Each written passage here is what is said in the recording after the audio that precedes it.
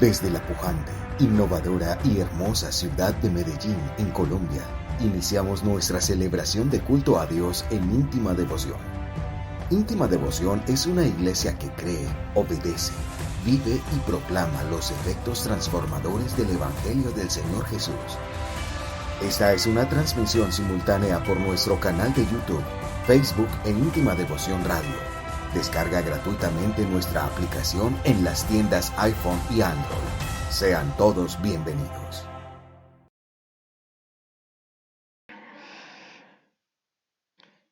Dice la palabra del Señor: el día 24 de ese mes, los israelitas se reunieron para ayunar, se vistieron de luto y se echaron ceniza sobre la cabeza.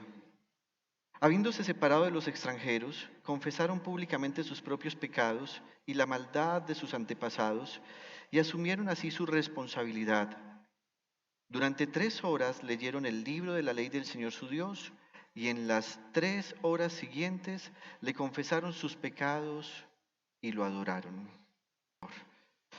Quiero compartir con ustedes este mensaje que he titulado Solemne Dieta de Adoración. Solemne Dieta de Adoración. Hace algunos años, mientras visitaba unas iglesias en el sur del departamento de Bolívar, tanto en San Pablo como en Santa Rosa, en el sur de Bolívar, estando en San Pablo, Bolívar es el departamento cuya capital es Cartagena, y estando en la parte sur del departamento, estando en San Pablo, presencié una escena que mientras preparaba esta predicación recordé con mucho afecto. Fui invitado a estar con un grupo cercano a 50 pastores. La idea era compartir la palabra en algo que se llama semillero de pastores, y con lo cual algunos pastores teníamos la oportunidad de compartir temas específicos que se convertirían en crecimiento espiritual y también académico y teológico para los pastores allí. El pastor que estaba encargado de este evento, el primer día sentí que nos recibió con tantas atenciones y con tantos cuidados que inclusive, créanme, que yo me sentía como si un artista hubiese llegado a un lugar y la gente lo estuviera esperando. Ese día me sentí como Michael Jackson, aunque no soy tan bueno bailando. Fueron tantas las atenciones que yo sentía pena. No estoy tan acostumbrado a tantas atenciones. Yo percibí que el esfuerzo que ellos estaban haciendo allá iba mucho más allá de sus propias fuerzas. Trataron de tenernos la mejor cama en el hotel del pueblo, trataron de darnos la mejor alimentación y todo el tiempo estaban buscando que nos sintiésemos bien atendidos por ellos. Sin embargo, al segundo día percibí que el ambiente estaba pesado. Resulta que al observar al pastor ya no tenía la misma alegría de ayer. Miré a la esposa del pastor y estaba en iguales condiciones, y tal vez pensé yo que estaban en escasez económica y que eso había hecho que ese ánimo menguara. Sin embargo, al terminar la mañana del segundo día y mientras otro pastor hacía su ponencia, me atreví a acercarme al pastor para preguntarle qué pasaba. El pastor simplemente me dijo que estaba en ayuno, y yo insistí en preguntar por qué estaba en ayuno. En mi mente yo pensaba que no era tiempo de ayuno, máxime cuando él era quien había estado cocinando para mí y para los pastores que estaban conmigo. Así que el pastor, al ver mi insistencia de preguntarle qué pasaba, me miró fijamente y comenzó a llorar. Y me dijo que la razón de su ayuno era porque su hija la noche anterior se había ido de casa con un hombre que no era su esposo y que además era tenido por un jefe guerrillero de la zona. Así que traté de comprender la situación y el pastor siguió hablando entre llantos y sollozos. Ahora bien, en medio de ese llanto, yo empecé a orar por el pastor. Pero cuando yo terminé de orar, gracias, hermano Juan, cuando yo terminé de orar, me di cuenta que el pastor siguió orando y empezó a glorificar a Dios, a expresar palabras de alabanza, empezó a exaltar al Señor y mientras él estaba haciendo todo esto, empezó a dar gracias, inclusive por la situación que estaba viviendo. Yo dije, muy bien, el pastor va a terminar de orar y voy a poder volver a entrar al auditorio. Sin embargo, el pastor empezó ahora a orar a Dios pidiendo perdón. Le decía que se arrepentía de todos sus pecados y comenzó a mencionar algunas situaciones familiares que además eran tan privadas que yo siento que no debo compartir acá. Esas situaciones familiares privadas se convirtieron en el motivo donde él le pedía al Señor perdón, decía que se arrepentía. En un principio, cuando escuché esa parte de la oración, yo pensé que el pastor se estaba dando muy duro. Y mientras él oraba, yo dije, no, el pastor se está dando muy duro, se está reprochando mucho. Y me pareció que ese autorreproche era demasiado severo con él mismo. Pero luego el pastor empezó a decirle a Dios que a pesar de sus propios pecados, reconocía que el Señor había sido muy bondadoso y fiel y que por causa de esas verdades, Él le pedía que defendiera su causa. Luego de eso, el pastor guardó silencio y yo hice lo propio. El pastor me abrazó y me dio las gracias por haberle acompañado en ese momento de tanto dolor. Luego se fue a su casa, que quedaba ahí junto al templo, y tomó a su esposa y se encerraron a hablar entre ellos, y yo me imagino que seguramente también oraron. No pudimos hablar el resto del día. En la tarde yo ya tenía que volver a predicar. Él no se acercó más a mí. Sin embargo, a- al finalizar esa segunda ponencia de la mañana, cuando fuimos a almorzar y el pastor ya se veía un poco diferente, yo le dije, oye, ¿por qué no almuerzas con nosotros? Y él me dijo, no, voy a continuar el ayuno hasta las 6 de la tarde y me pareció que yo ahí ya no debía insistir más. Era una vocación de fe y él había propuesto ayunar hasta ese momento. El resto del día no pudimos hablar más, pero en la noche, más o menos cerca de las 8 de la noche, cuando yo debía volver a pasar al púlpito a predicar, el pastor se me acercó por un ladito y como es un hombre de la costa atlántica colombiana y usted sabe que algunas veces los hermanos de la costa hablan un poquito más rápido, más enredado, hablan en letra pegada. A ver, ¿quieres levantarte tú, mi querido César? César, ¿qué versículo te sabes de la Biblia que nos pudieras recitar hoy?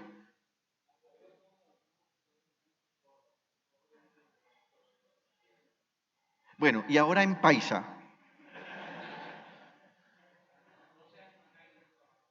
Ama.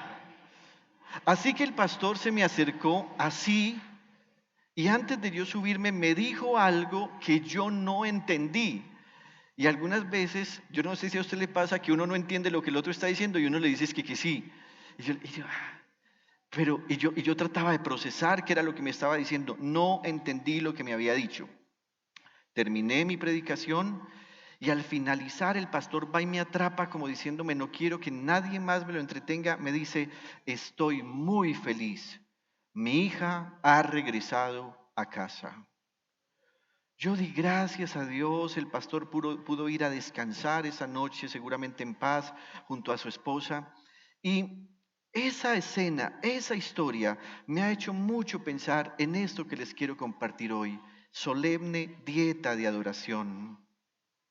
La Biblia nos enseña que en el calendario de Israel, el séptimo mes, que va más o menos entre mediados de octubre y mediados de noviembre para nosotros, ese mes tenía mucho significado espiritual como respuesta a las demandas de la ley del Señor. En este primer versículo que acabamos de leer hoy, se nos menciona que el día 24 de ese mes los israelitas se reunieron para ayunar. al mes al que hace referencia, como ya dije, es el mes séptimo que se nos viene mencionando en el capítulo 7 y 8. Resulta que en el pueblo judío, cada vez que empieza un mes, ellos lo comienzan introduciéndolo como una celebración santa. ¿Se ha dado cuenta que muchas veces nosotros cuando empieza un mes, la gente envía una laminita? Empieza junio y vamos a ver todas las bendiciones del Señor. Empieza julio y veremos la gloria del Señor. Eso parece ser una costumbre tan antigua que en el antiguo Israel, cada vez que empezaba un mes, ellos declaraban que era un mes al principio solemne para Dios. Pero el mes séptimo era diferente. El mes séptimo tenía una connotación diferente, ya que era un mes absolutamente espiritual. Si pudiéramos decirlo, era como un mes de vacaciones corporativas, de vacaciones estatales. Todo el reino entraba en vacaciones, pero no para descansar, no para irse a la costa, no para irse al Mediterráneo, no para irse a pasear, no para no tener actividades, sino que era un mes para entrar en la fuerza del Espíritu y para tener procesos de reconciliación con Dios. La Biblia nos dice que en el mes séptimo se celebraba la fiesta de las trompetas, el ayuno del perdón, la fiesta de las enramadas y en general la purificación para entrar en un nuevo año, porque aunque era el mes séptimo, terminaba siendo el mes primero del año civil. Así que la Biblia nos va a decir cosas como estas, y hagamos un recorrido bíblico rápido. En Levítico capítulo 23, versículos 23 y 24 dice: el Señor le ordenó a Moisés que les dijera a los israelitas: el primer día del mes séptimo será para ustedes un día de reposo, algo así como un festivo, una conmemoración con toques de trompeta, una fiesta solemne en honor al Señor. Así que el primer día ya era un día de celebración, era un día de reposo. ¿Qué ocurría ese día? Hacían tocar trompetas y por eso se reconocía esa fiesta como la fiesta de las trompetas. Pero miren, ahora Dios les va a dar otra instrucción, ya no para el día primero, sino para el día 10. Dice 23-27 Levítico: el día 10 del mes séptimo es el día del perdón. Celebrarán una fiesta solemne en honor al Señor, miren esto, y ayunarán y le presentarán ofrendas por fuego.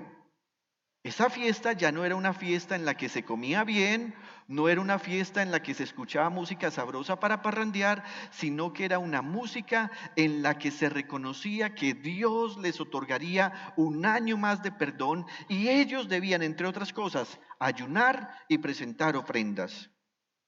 Luego sigue diciendo, versículos 33 y 34, el Señor le ordenó a Moisés que les dijera a los israelitas, el día 15, entonces mire, el primero, el 10, ya vamos en el 15. El día 15 del mes séptimo comienza la fiesta de las enramadas en honor al Señor, la cual durará 7 días. ¿En qué consistía esa fiesta? Todos los israelitas debían salir de sus casas y armar algo que se llamaba una especie de jupá. Otros lo llamaban unas especies de sucot. Eran como unas especies de ranchitos en madera que tenían palmas de ciertos árboles que Dios también había dicho cómo debían usarse. Y además debían decorarse con todos los frutos de la tierra que ese año el Señor les daría.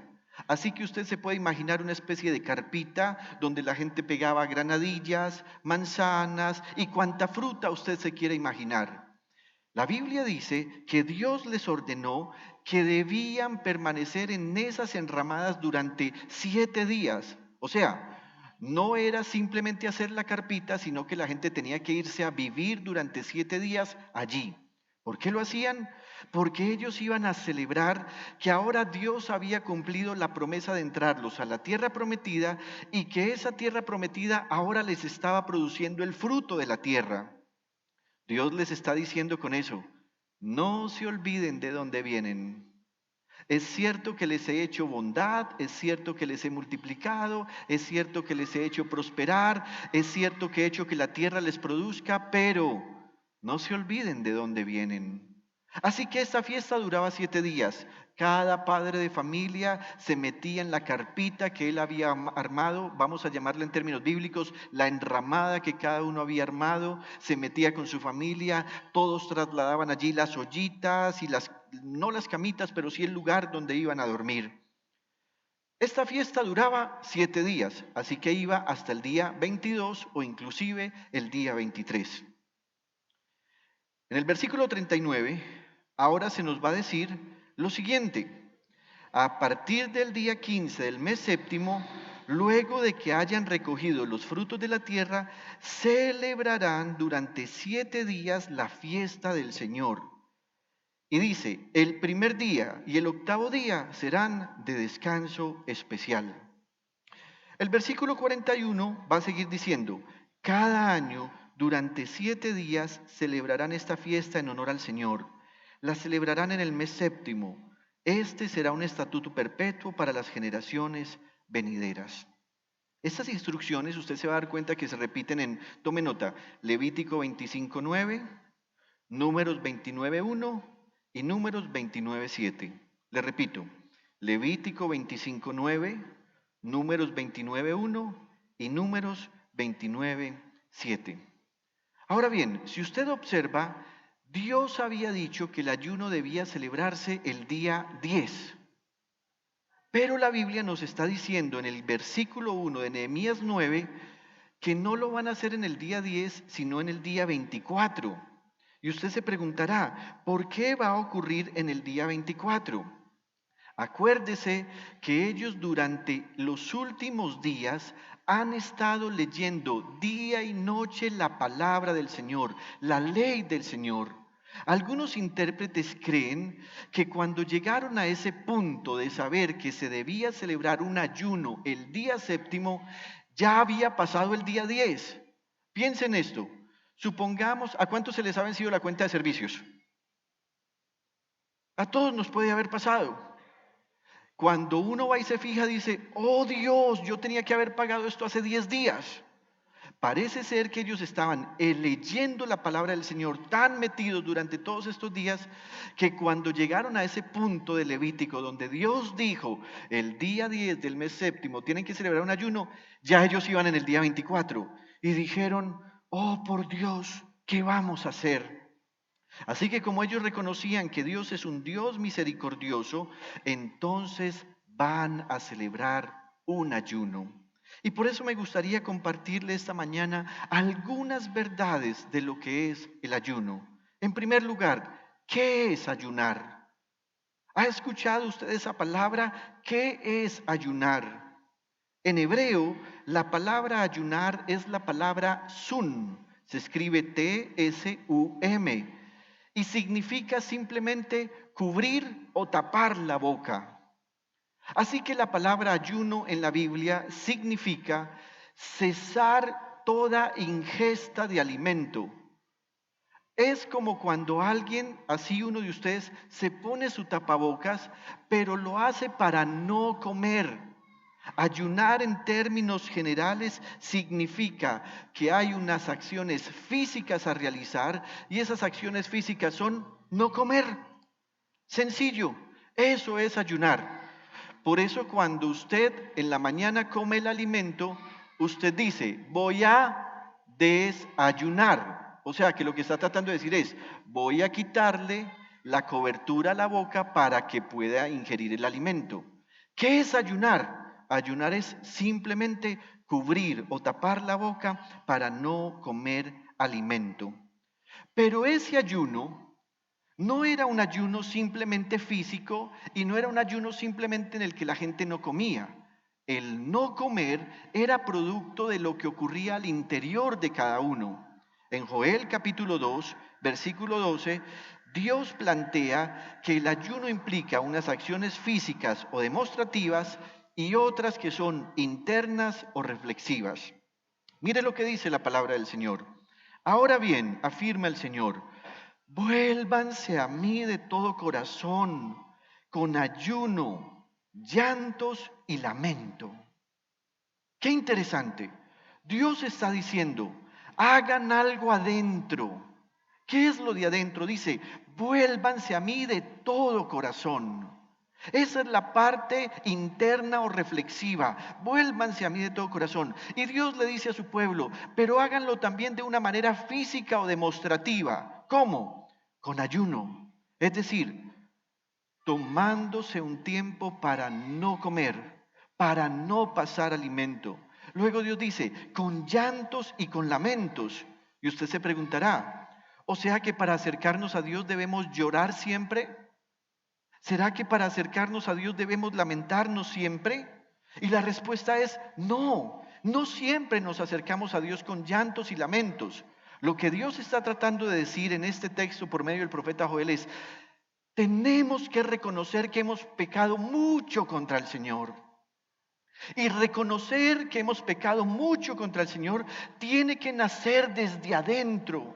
El reconocimiento de lo que hemos pecado contra Dios no surge de lo que otro me diga. Algunas veces le digo a una persona, oye, has pecado, debes arrepentirte, pero esa persona decide no arrepentirse. ¿Por qué? Porque el arrepentimiento no surge de lo que yo le diga, sino de lo que esa persona tenga como convicción interna. Así que Dios dice, primero tienen que volverse a mí, pero si se van a volver a mí, no lo hagan simplemente diciendo, Señor, nos volvemos a ti, nos humillamos. Dios dice, háganlo con seriedad, vuélvanse a mí. Ahora bien, en el capítulo 9 de Nehemías, la nación entera sigue, continúa con el deseo de buscar al Señor.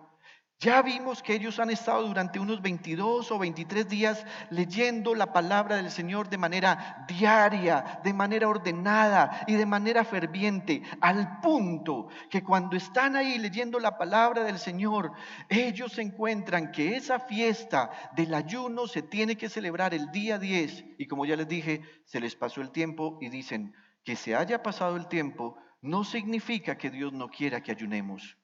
En Levítico capítulo 23, si volvemos allí, se nos va a dar las instrucciones de parte de Dios acerca de cómo debían ayunar. Dice, el día 10 del mes séptimo es el día del perdón. O sea, ellos celebraban que Dios les estaba otorgando un año más de perdón. Celebrarán una fiesta solemne en honor al Señor y ayunarán y le presentarán ofrendas por fuego. Atención a esto, en ese día no harán ningún tipo de trabajo, porque es el día del perdón, cuando se hace expiación por ustedes ante el Señor su Dios. Y miren lo que sigue, cualquiera que no observe el ayuno será eliminado de su pueblo. Si alguien hace algún trabajo en ese día, yo mismo lo eliminaré de su pueblo. Por tanto, no harán ustedes ningún trabajo. Este será un estatuto perpetuo para todos sus descendientes donde quiera que habiten. Será para ustedes un sábado de solemne reposo y deberán observar el ayuno.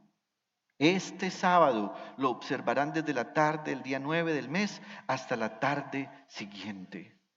¿Qué había que hacer? Una convicción interna, acercarse a Dios de todo corazón, cesar el alimento y ahora sentarnos para estar en quietud ante el Señor. No se podía hacer ningún trabajo. La gente no decía, muy bien, estoy ayunando, pero estoy aquí lavando una ropita mientras ayuno. Las amas de casa no podían decir, ve, estoy ayunando, pero voy a aprovechar este tiempo porque qué estrés, voy a planchar, voy a lavar, voy a barrer. Era un día de solemne devoción a Dios. Tenían que entregar ese día para la reflexión permanente y constante. Ahora bien, ya sabemos qué es ayunar. Es tapar la boquita para no pasar alimento, pero además es volvernos a Dios de todo corazón. ¿Cómo? No comiendo, pero además reconociendo que hemos pecado. Ahora, ¿cómo se hace un ayuno?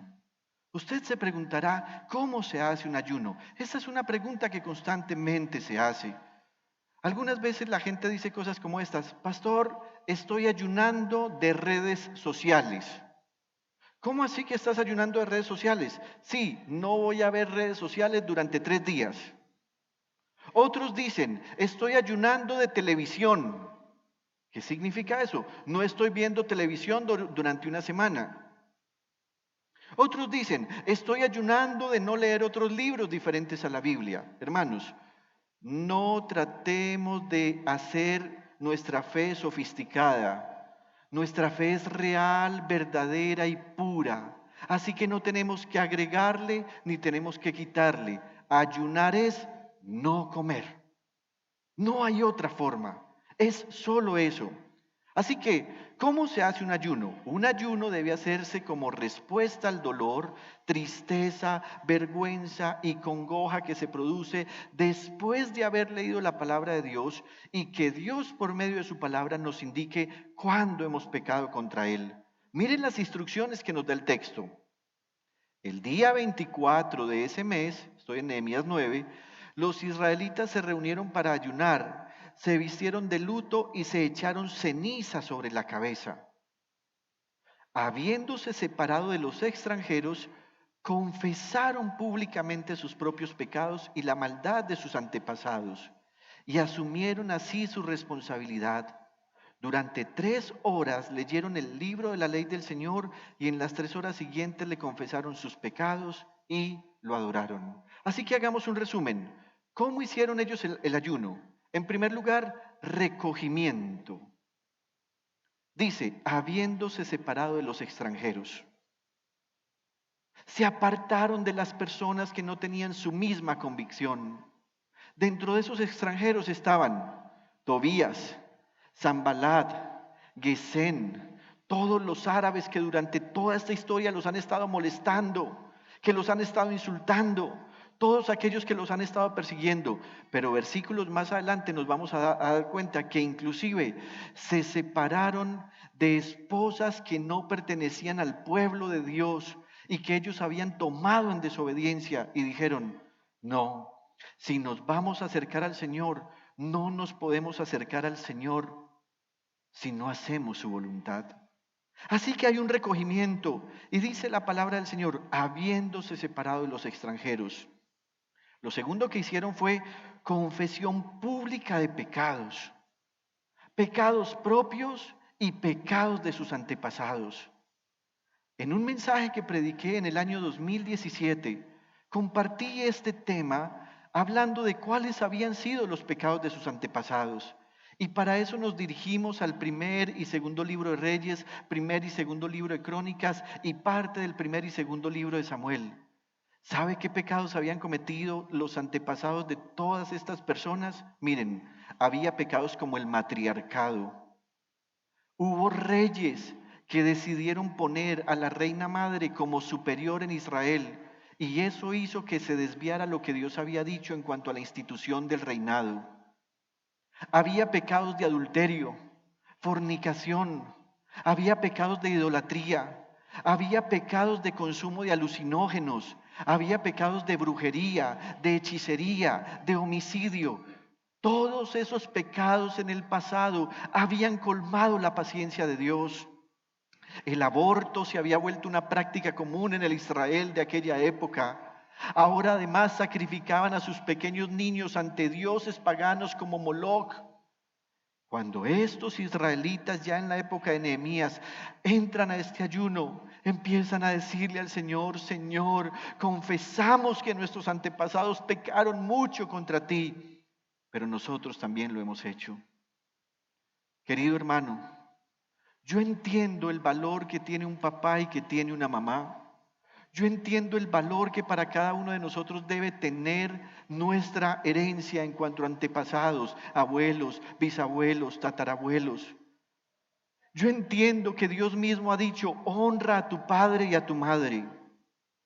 Pero quiero que entienda esto.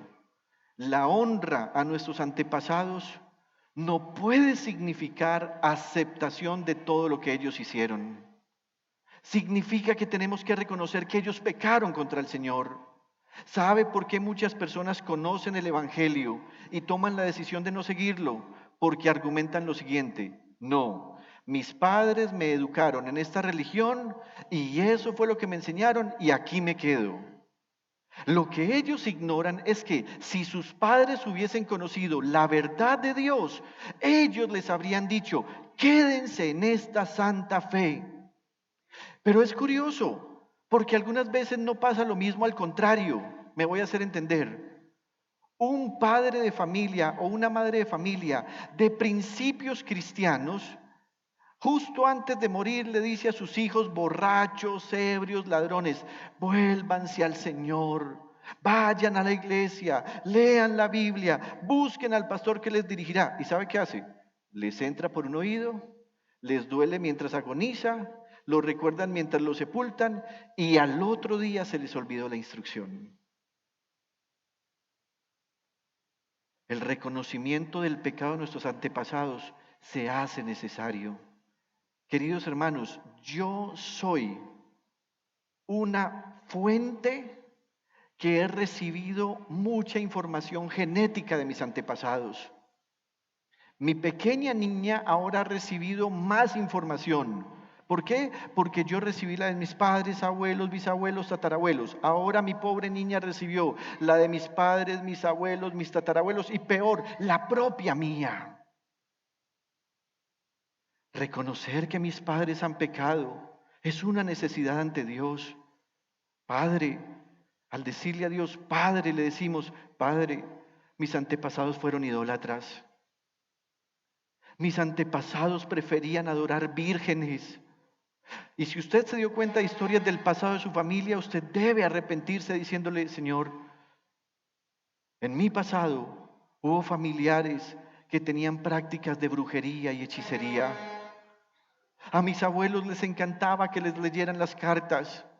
Señor, me enteré que mi abuelo, si sigue molestando, lo que pasa es que él sí dice amén, usted no.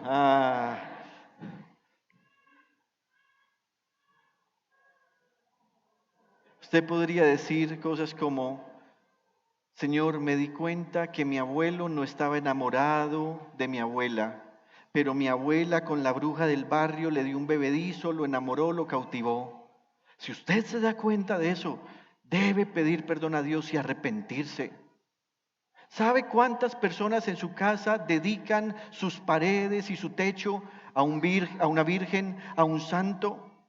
Dios detesta eso.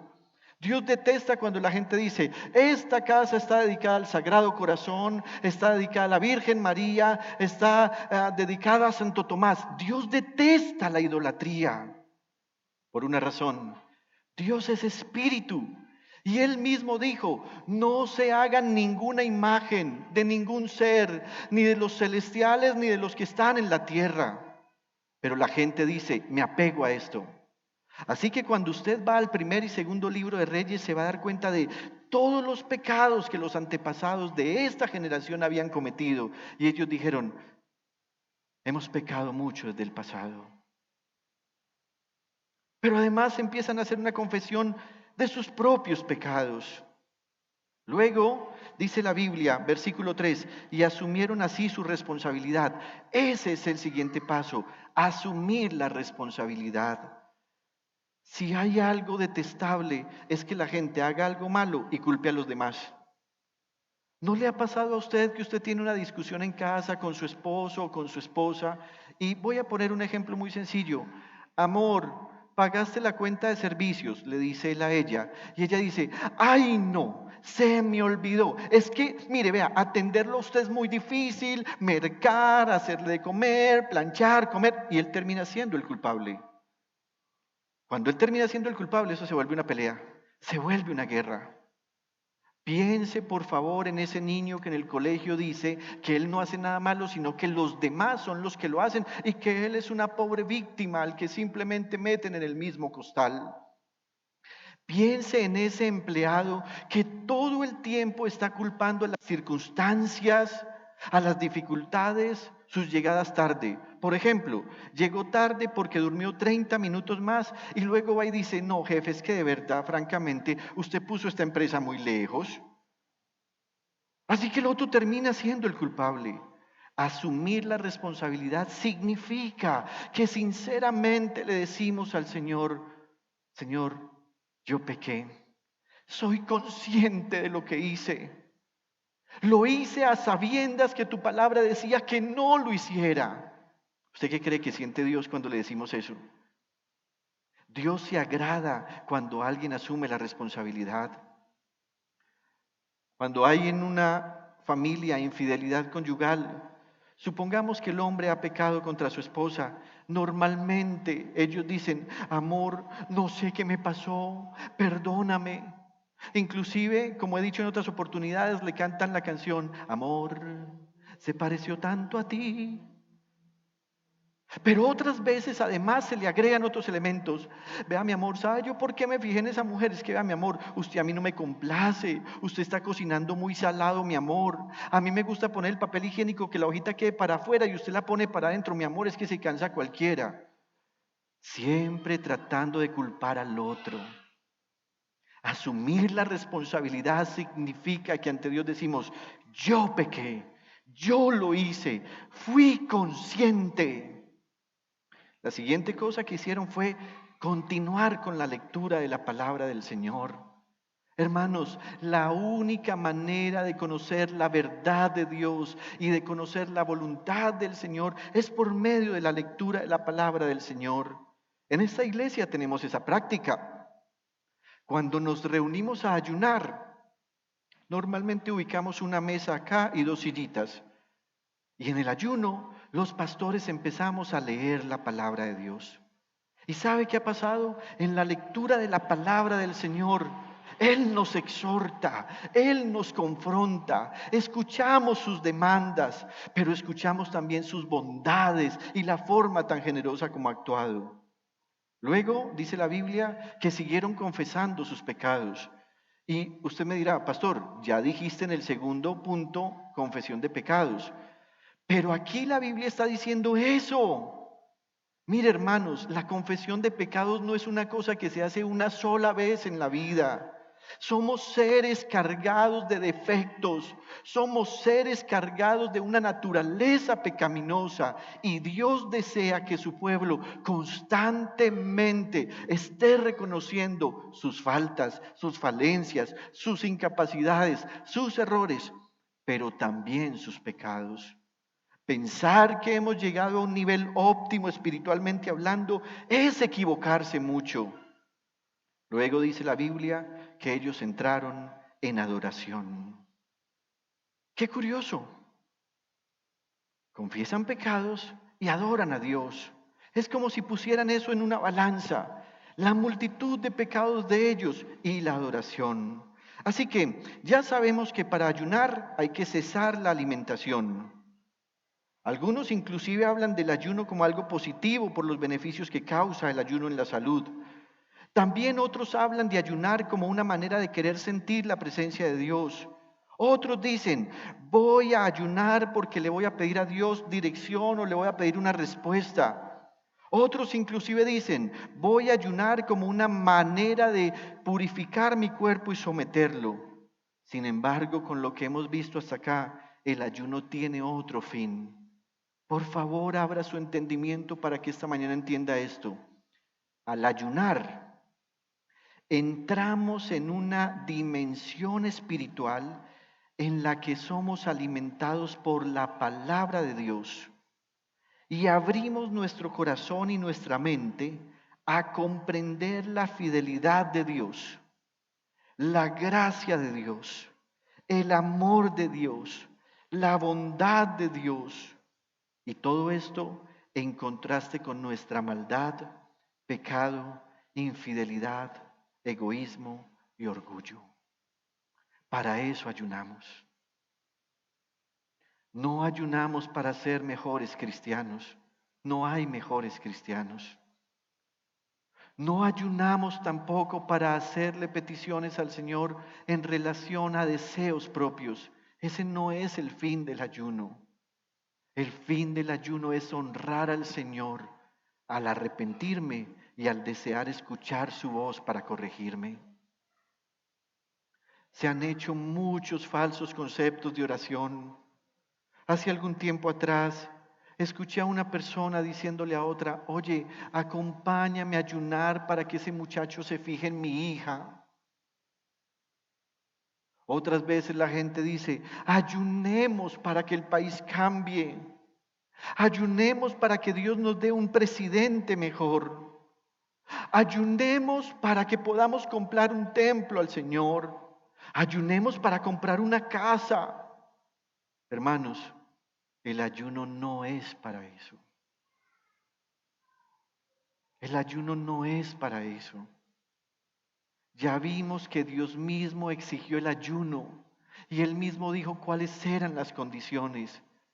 Ayunamos para reposar en Él y reposamos en Él cuando nos arrepentimos sinceramente de nuestros pecados y reconocemos su bondad, su gracia, su compasión, su presencia. Así que miremos cómo oraban mientras ayunaban. ¿Cómo oraban ellos? En primer lugar, dice que ellos alababan y exaltaban a Dios. Si usted quiere aprender a ayunar, mire lo que la Biblia va a decir en relación a este ayuno. ¿Cómo oraban? Primero empezaron alabando y exaltando a Dios. Y esta puede ser una muy buena guía para usted y para mí. Dice, luego los levitas Jesúa, Baní, Cadmiel, Sebanías, Buní, Serebías, Baní y Kenaní subieron a la plataforma y en voz alta invocaron al Señor su Dios. Y los levitas Jesúa, Cadmiel, Baní, Hasabnías, Serebías, Odías, Sebanías y Petaías clamaron: ¡Vamos!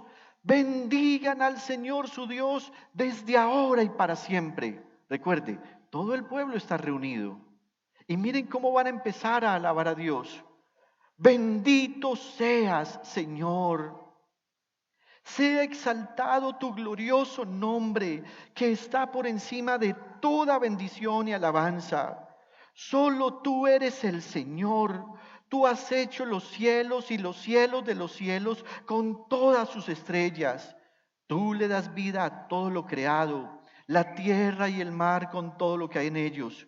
Por eso te adoran los ejércitos del cielo.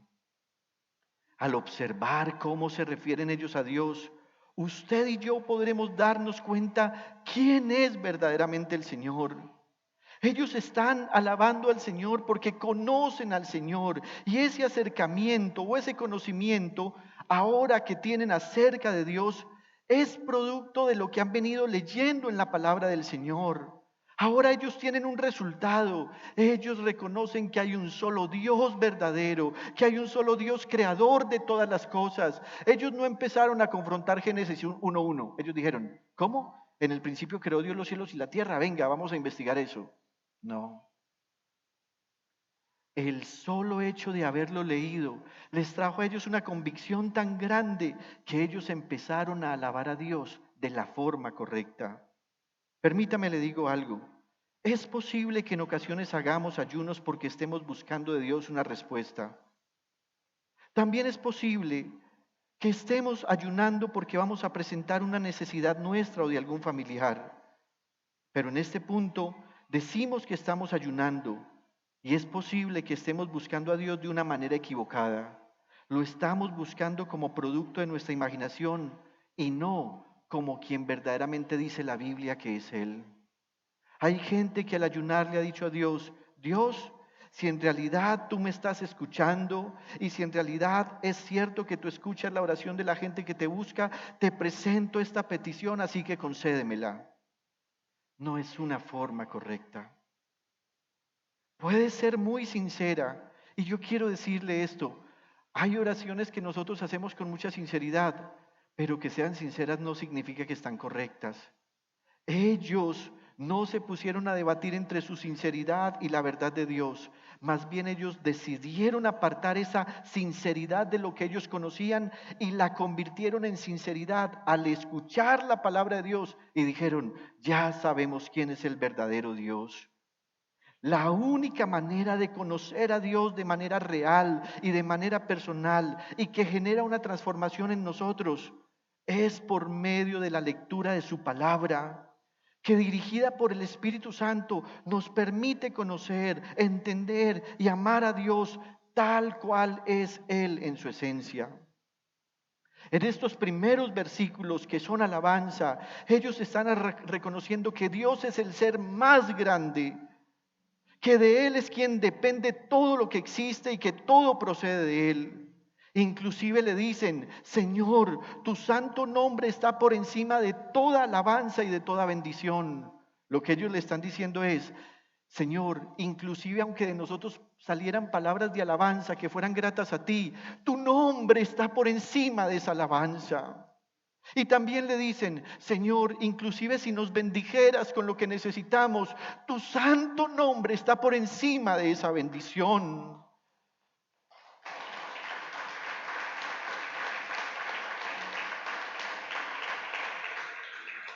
En esta alabanza, ellos están reconociendo que nada existe si no es por Dios, que nada existe y que no hay otro Dios diferente a Él, que su nombre está por encima de toda bendición y de toda alabanza, lo cual nos indica que hay un gran poder hoy para nosotros cuando reconocemos el nombre revelado de Dios, que es Jesús el Señor.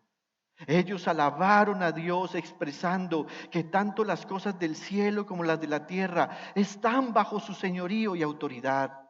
Hermano, por favor entienda esto.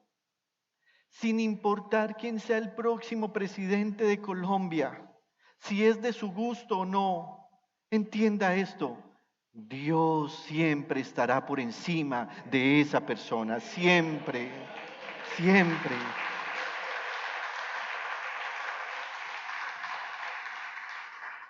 Al alabar y al reconocer a Dios de esta manera, le estamos diciendo, Señor, en ocasiones no tengo alimento, en ocasiones no tengo vivienda propia, pero tú estás por encima de mis necesidades. Al orar de esta manera y exaltar a Dios, entonces ya no tenemos a Dios como un producto de nuestra imaginación, sino que lo tenemos como el Dios verdadero. La Biblia dice que cuando el patriarca Job fue confrontado por Dios, ¿saben qué hizo? Lo mismo que hace una persona cuando ayuna, se tapó la boca.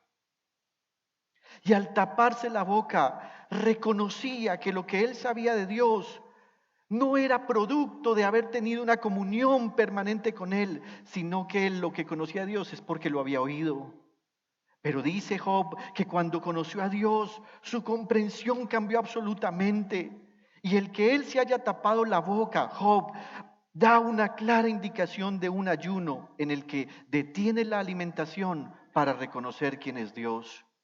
Mire estos textos conmigo, por favor. Job capítulo 40, versículos 1 al 4. El Señor dijo también a Job, miren las palabras del Señor, ¿corregirá al Todopoderoso quien contra él contiende? Detengámonos un momento acá, hermanos. En ocasiones le hemos dicho al Señor, Señor, te equivocaste, esa no era la petición que yo te hice. Señor, esa no era la respuesta que yo estaba esperando. ¿Y sabe qué dice Dios? Oye, ¿me vas a corregir tú a mí? ¿De verdad piensas que me he equivocado? Y dice Dios que le responda a Dios quien se atreve a acusarlo o quien se atreve a acusarlo. Versículo 40, versículo 3. Entonces Job le respondió, ¿qué puedo responderte si soy tan indigno? Me tapo la boca con la mano. Hago ayuno en este momento. Versículo 5 del capítulo 42. De oídas había oído hablar de ti, pero ahora te veo con mis propios ojos. Por tanto me retracto de lo que he dicho y me arrepiento en polvo y ceniza. Hermanos, es normal que algunas veces creamos cosas de Dios que no son de Él. Pero cuando nos corregimos porque escuchamos su voz, tenemos que irle a decir al Señor, me arrepiento porque creía otras cosas de ti. Hace algunos años creí que me iba a casar con una muchacha. La relación se rompió por completo. Ella se fue con otro hombre a quien amaba más. Durante muchos días yo estuve creyendo que algo había atentado contra la voluntad del Señor, porque yo creí que la voluntad del Señor era esa muchacha para mí. Me senté con un amigo pastor y me dijo, ¿cómo te sientes? Le dije, Siento que me faltó hacer algo, siento que me faltó escuchar la voz de Dios, tal vez no supe discernir lo que me estaba diciendo y ahora ya no está conmigo. Y el pastor me dijo, no seas ridículo, no seas ridículo. ¿No te das cuenta que no hay nada ni nadie que pueda interrumpir la voluntad del Señor? Si ella no está contigo es porque no es la voluntad del Señor. Así que ¿cómo pretendes corregir a Dios? ¿Sabes qué hice? Tuve que volver en oración al Señor y decirle, me arrepiento, Señor. Yo mismo me estaba culpando de no haber hecho tu voluntad y ahora me doy cuenta que esta es tu voluntad. ¿Cómo pude saberlo? Cuando entendí que no hay nadie más grande, que no hay nadie que dirija el camino de su pueblo, que no hay nada ni nadie que pueda interrumpir el plan de Dios. Y lo hice al escuchar la voz del Señor en su palabra.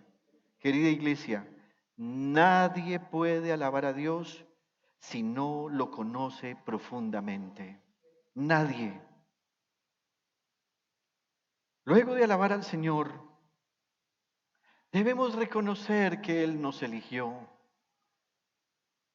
En el versículo 7 dice la Biblia que ellos empezaron a decir, tú, Señor y Dios, fuiste quien escogió a Abraham. Tú lo sacaste de Ur de los Caldeos y le pusiste por nombre Abraham. Durante mucho tiempo Abraham estuvo seguramente pensando, ¿estaría haciendo la voluntad de Dios? Hermanos, hay un episodio en la historia de Abraham donde Abraham dejó de escuchar la voz de Dios por lo menos 13 años. 13 años en el que Dios no le habló. No sé si a usted le pasa que cuando uno deja de escuchar la voz del Señor, uno realmente entra en verdadera depresión. Verdadera depresión. No escuchar la voz del Señor es terrible, pero piensa en esta historia. Un día Dios le dice a Abraham, deja tu tierra, tu parentela, la casa de tu padre, vete a la tierra que yo te mostraré. Y una serie de bendiciones. Y Abraham dice que hizo parte de lo que Dios le dijo.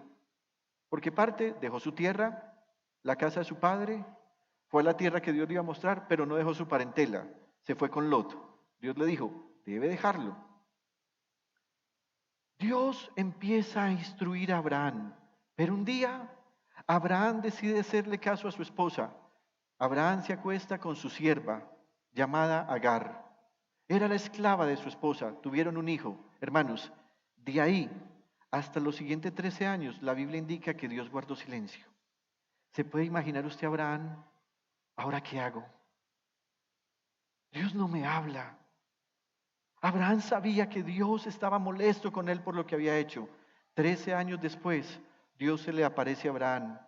¿Y sabe cómo empieza Dios la conversación? Abraham, vive delante de mí y sé intachable. Es como si le estuviera diciendo, llevo mucho tiempo esperando que creas plenamente en mí. Ahora corrígete, ya no te aceptaré más tonterías. Pero Dios no le dijo a Abraham, Abraham, ¿sabe qué? Por ese error, chao amigo, ya no me sirves para el plan. Cuando Dios elige a alguien, esa elección es irrevocable.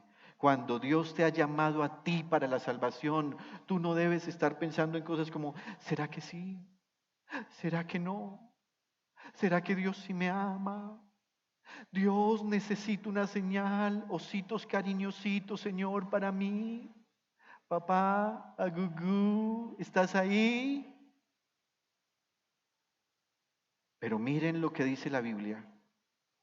A pesar de los pecados, falencias y dificultades de nuestro padre Abraham, ¿saben qué van a decir estos hombres? Versículo 8. Descubriste en él un corazón fiel. Por eso hiciste con él un pacto. Hermanos, esto es grandioso. La Biblia nos muestra los errores y pecados de Abraham, pero la Biblia nos muestra lo que solo los ojos de Dios ven. Dios vio en Abraham un corazón fiel. ¿Sabe qué Dios está buscando en esta época?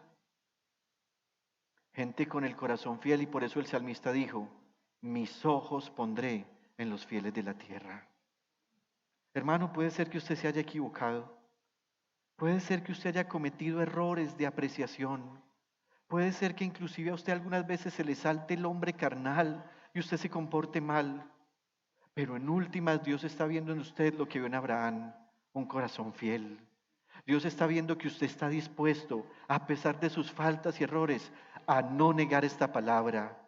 Dios sabe que cuando usted se enoja con su esposa y fue absolutamente grosero, a pesar de eso, si usted en ese momento tuviera que salir a defender la fe, usted por nada diría que este libro es falso. Usted, a pesar de haberse enojado, usted va a decir, creo en este libro, creo en Dios, creo en su palabra. Esa es la fidelidad.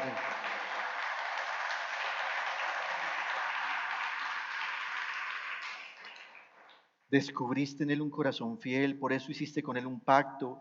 Le prometiste que a sus descendientes les darías la tierra, los cananeos, de los hititas, amorreos y fereceos, de los jebuseos y gergeseos, y cumpliste tu palabra, porque eres justo.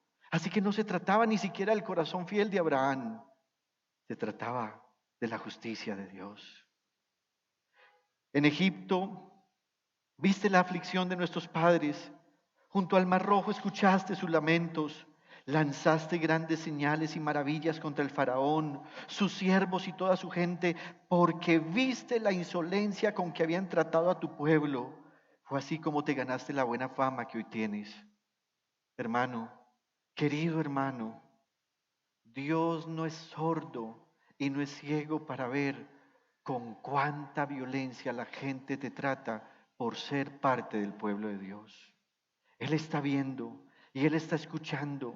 Y puede ser que tú clames diciendo, Señor, quítame a esta persona de encima, no la soporto. Y puede ser que tú creas y digas, Dios no me está escuchando porque Dios no actúa de manera inmediata. Hermanos, algunas veces Dios no actúa de manera inmediata, pero cuando Dios actúa, Él desciende con todo su poder para defender a quienes Él eligió. No tema y espere. Dice, a la vista de ellos abriste el mar, versículo 11, y lo cruzaron sobre terreno seco, pero arrojaste a sus perseguidores en lo más profundo del mar como piedra en aguas caudalosas. Con una columna de nube los guiaste de día, con una columna de fuego los guiaste de noche, les alumbraste el camino que debían seguir. Descendiste al monte Sinaí, desde el cielo les hablaste, les diste juicios rectos y leyes verdaderas, estatutos y mandamientos buenos. Les diste a conocer tu sábado santo y por medio de tu servidor Moisés les entregaste tus mandamientos, estatutos y leyes. Saciaste su hambre con pan del cielo, calmaste su sed con agua de la roca. Les diste posesión de la tierra que bajo juramento les habías prometido. Querida iglesia, cuando empezamos a conocer quién es Dios, sin duda debemos también recordar todo lo que Él ha hecho para hacernos su pueblo santo. Si en algún momento pasaste por momentos de hambre, recuerda, en ese momento de hambre Dios estaba contigo. Si tú has sufrido momentos de abandono de las personas que debían suponerse las que te debían proteger, Dios estaba ahí junto a ti. En esta oración ellos deciden nombrar a Abraham como el precursor del pueblo que ahora eran. Observe que ellos no dicen, tú escogiste a los asirios, tú escogiste a los sirios. Ellos dicen, tú escogiste a Abraham. Hermano, ser escogido por Dios no es una cosa fácil, pero si se es escogido por Dios, estamos viviendo lo más grandioso. El Dios soberano nos escoge para su gloria. Alabado seas Dios. Recuerde su llamado. Constantemente recuerde el recorrido que usted ha hecho hasta acá. Ustedes que tuvieron que abandonar su país, Dios fue quien los trajo aquí. No fue el gobierno de allá, no fue la escasez de allá, fue el Señor quien permitió que ustedes llegaran hasta acá. Recuerde sus momentos de soledad, recuerde las vicisitudes que usted ha vivido, recuerde los momentos de tensión y recuerde que todo eso está enmarcado en una verdad. Yo estoy en el plan de Dios. en esta parte de la oración, ellos no están buscando trasladarle a Dios un sentimiento de autocompasión que ellos pudieran tener. Ellos están reconociendo que su historia, su principio como nación, su desarrollo como pueblo, están y desde siempre han estado en las manos del Señor. Ellos no dicen cosas como, Señor, yo soy así porque mi papá me abandonó, porque mi mamá prefirió a mis hermanos, porque no tuve oportunidad de estudiar. Yo soy así porque no nací en un hogar con principios cristianos. Yo soy así porque nací en un hogar con carencias económicas. No, ellos reconocen que han sido elegidos por Dios y que inclusive todo acontecimiento, por difícil, traumático y dañino que ocurra, es en realidad la manera como Dios ha desarrollado su plan. Tal vez a usted le sigue doliendo mucho que su papá abandonó a su mamá y se fue con otra mujer y él aparenta estar muy feliz en ese nuevo hogar. Quiero decirle, si usted fue elegido por Dios, ese era el plan de Dios para usted y Él está haciendo algo mejor en usted. Tal vez usted dice, mis padres murieron cuando yo era muy niño y quedé huérfano y no tuve una formación de alguien que me ayudara. Tal vez usted tenga razón, pero entienda, Dios le ha estado cuidando, inclusive desde antes de nacer. Ahora bien, en la historia que les conté al principio del pastor, observé lo mismo que la Biblia nos va a narrar en los siguientes versículos. Y es que debemos aprender a expresar que por nuestra culpa las cosas salen mal una y otra vez. No es por culpa de Dios. Versículo 16. Pero ellos y nuestros padres fueron altivos, no quisieron obedecer tus mandamientos, se negaron a escucharte, no se acordaron de las maravillas que hiciste por ellos. Fue tanta su terquedad y rebeldía que hasta se nombraron un jefe para que los hiciera volver a la esclavitud de Egipto. Pero tú no los abandonaste, porque eres Dios perdonador, clemente y compasivo, lento para la ira y grande en amor. Y a pesar de que se hicieron un becerro de metal fundido y dijeron, este es tu Dios que te hizo subir de Egipto, y aunque fueron terribles las ofensas que cometieron, tú no los abandonaste en el desierto, porque eres muy compasivo.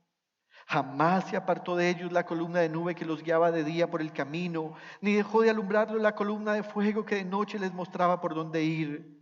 Con tu buen espíritu les diste entendimiento, no les quitaste tu maná de la boca, les diste agua para calmar su sed. 40 años los sustentaste en el desierto, nada les faltó, no se desgastaron sus vestidos ni se les hincharon los pies. Les entregaste reinos y pueblos y asignaste a cada cual su territorio. Conquistaron las tierras de Og y de Sihón, que eran reyes de Hesbón y de Basán. Multiplicaste sus hijos como las estrellas del cielo. Los hiciste entrar en la tierra que bajo juramento les prometiste a sus padres. Y sus hijos entraron en la tierra y tomaron posesión de ella. Ante ellos sometiste a los cananeos que la habitaban. Les entregaste reyes y pueblos de esa tierra para que hicieran con ellos lo que quisieran. Conquistaron ciudades fortificadas y una tierra fértil. Se adueñaron de casas repletas de bienes, de cisternas, viñedos y olivares y de gran cantidad de árboles frutales. Comieron y se hartaron y engordaron. Disfrutaron de tu gran bondad. Pero fueron desobedientes. Se rebelaron contra ti, rechazaron tu ley, mataron a tus profetas que los convocaban a volverse a ti. Te ofendieron mucho. Por eso los entregaste a sus enemigos y estos los oprimieron. En tiempo de angustia clamaron a ti y desde el cielo los escuchaste. Por tu inmensa compasión les enviaste salvadores para que los liberaran de sus enemigos. Ellos reconocen toda la bondad de Dios, pero dicen, nos perdonabas y volvíamos a pecar. Así que le dicen al Señor, entendemos que estamos en tu plan, pero las cosas malas que nos han ocurrido es porque nosotros las hemos hecho mal. Las cosas salen mal una y otra vez y siempre por causa de la conducta arrogante, terca, desobediente, rebelde y blasfema de Israel. Mientras esto ocurre, Dios se muestra perdonador, bondadoso, compasivo, paciente y amoroso. En esta oración ellos están reconociendo que Dios guardó su promesa porque es justo. Dicen, en Egipto viste la aflicción de nuestros padres.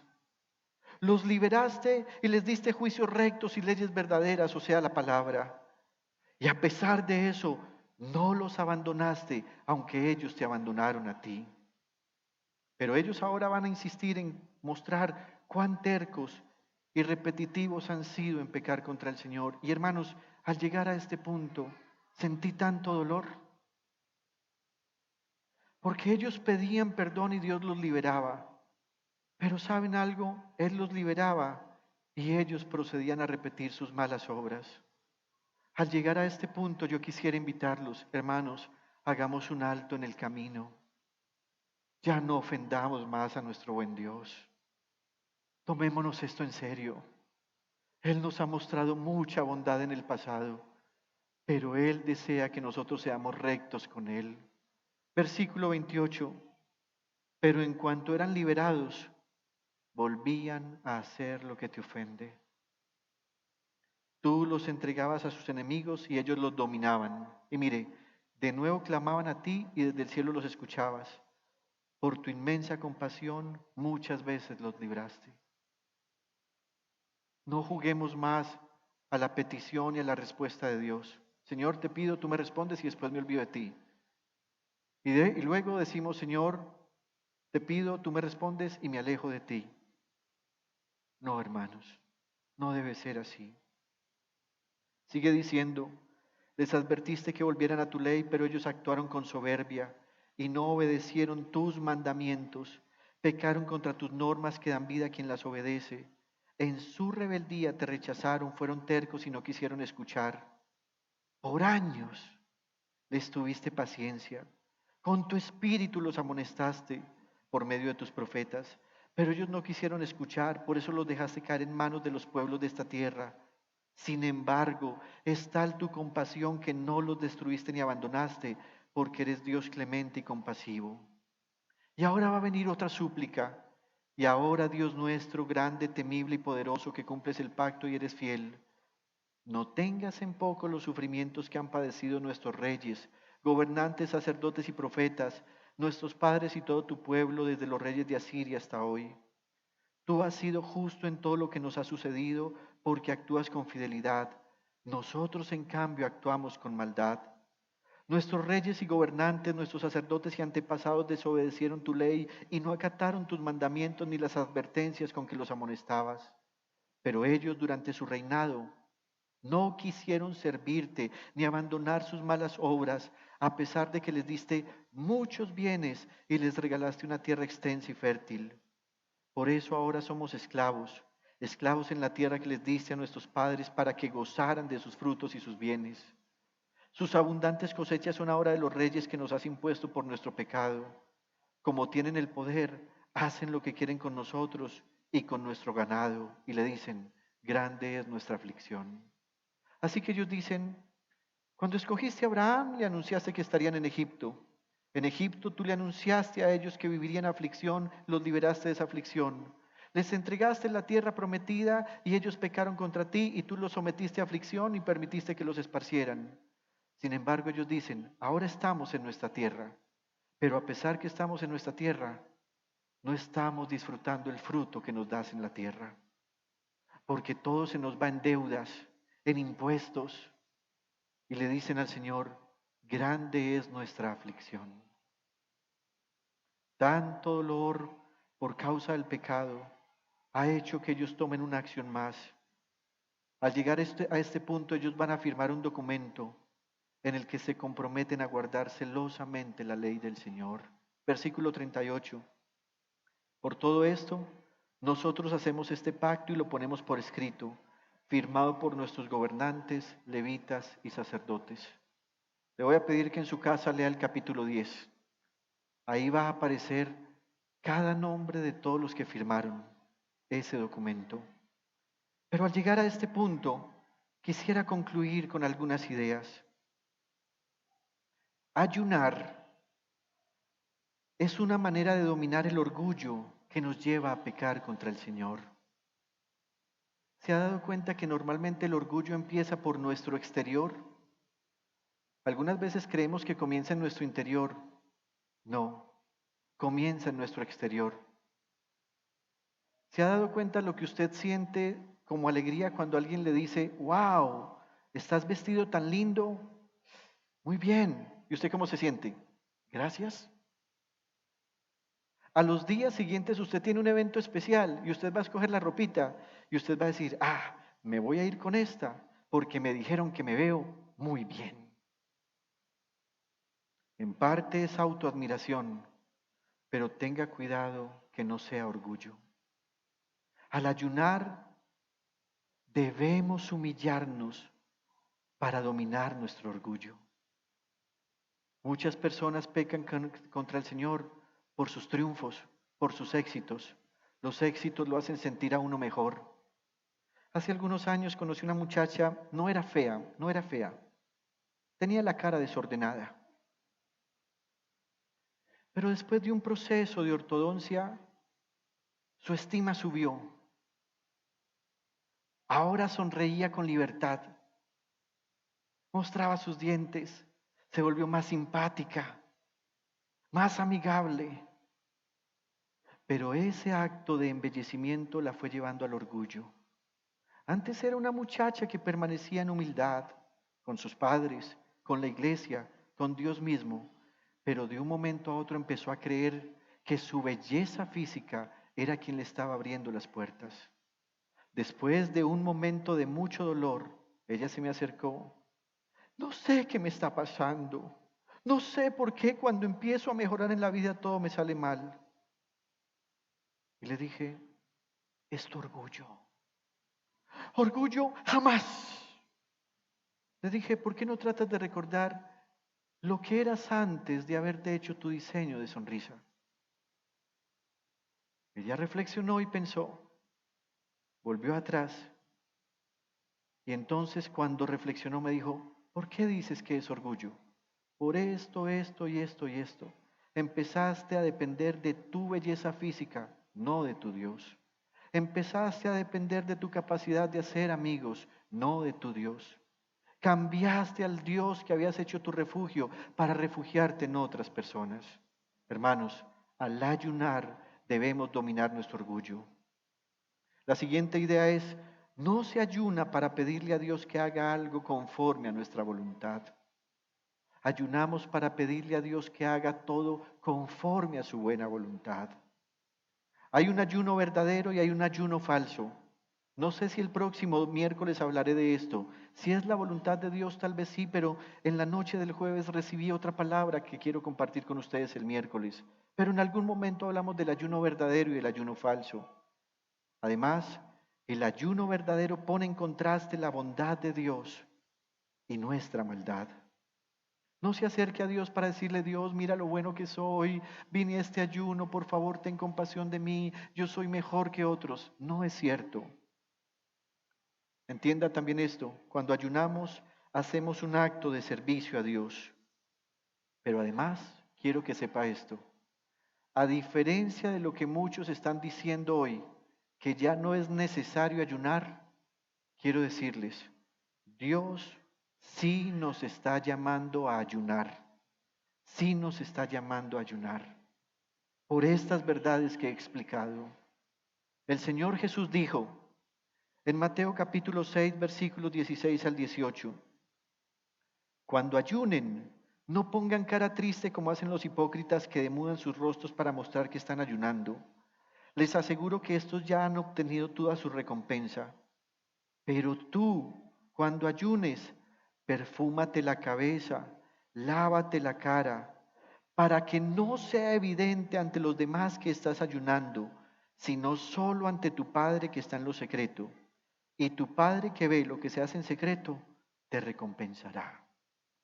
La última conclusión, la iglesia de hoy necesita esta solemne dieta de adoración. Desde la pujante, innovadora y hermosa ciudad de Medellín, en Colombia, hemos transmitido la celebración de culto a Dios en íntima devoción. Íntima Devoción es una iglesia que cree, obedece, vive y proclama los efectos transformadores del Evangelio del Señor Jesús. Descarga gratuitamente nuestra aplicación en las tiendas de iPhone y Android y síguenos en Facebook, YouTube, Instagram y Twitter como Íntima Devoción. Hasta pronto.